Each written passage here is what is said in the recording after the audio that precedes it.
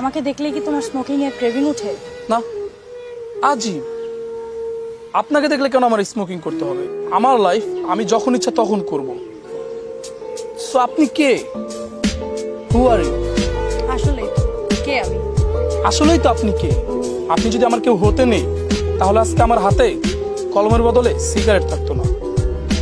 আপনি যদি আমার কেউ হতে নেই, তাহলে আজকে অন্ধকার ঘরে নিকোটিনের ধোঁয়া ওড়াতে হতো না।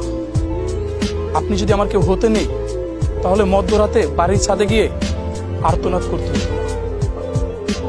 আপনি যদি আমার কেউ হতে নেই, তাহলে আজকে এই সমাজে আমাকে একজন মাদকাসক্ত হিসেবে কেউ চিনত না। এই যে আপনি যদি আমার কেউ হতে নেই, তাহলে কয়টা টাকার জন্য আপনার বাবার বয়সী একটা লোককে আপনি বিয়ে করতেন না। বাহ, খুব সহজেই সম্পর্ক ভাঙার সম্পূর্ণ দায়টা চাপিয়ে দিলে নতুন।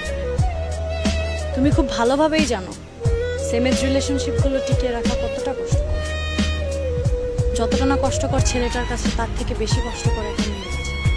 তুমি যেই কষ্টকে পাহাড় সমান ভেবে নিজেকে নষ্ট করছো, একবারও কি ভেবে দেখেছো অন্য কেউ তার চেয়েও বেশি কষ্ট নিয়ে নিজের ফ্যামিলির সম্মান রক্ষা করতে, সমাজের সম্মান রক্ষা করতে আমরণ চেষ্টা করে যাচ্ছে?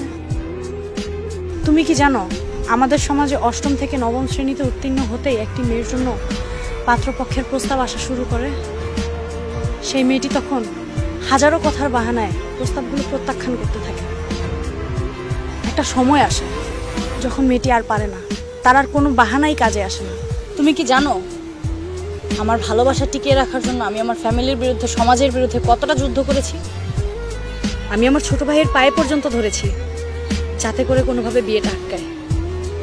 তুমি জানো কত রাত চাপা কান্নায় বালিশ ভিজিয়েছি?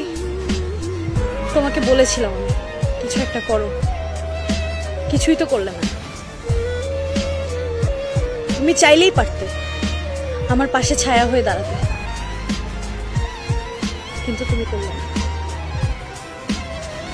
সম্পর্ক ভাঙার সম্পূর্ণ দায়টা একজনের উপর চাপিয়ে দিও না। তার অবস্থাটা বুঝতে চেষ্টা করো। সে পরিস্থিতির শিকার।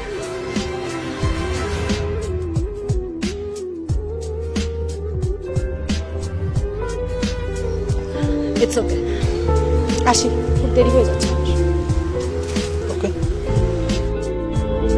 কেন তুমি চলে গেলে আমাকে এভাবে ফেলে? দূরত্ব পথের হয়, মনের ভাবিনি নয়। তো আমি এভাবে ভিক্ষুকের মতো ভালোবাসা না চেয়ে নিজেকে যোগ্য করে তোলো। দেখবে ভালোবাসার মানুষের কেন আশেপাশে তুমি অভাব হবে চলে না। গেলে ভালো থেকো। আমাকে এভাবে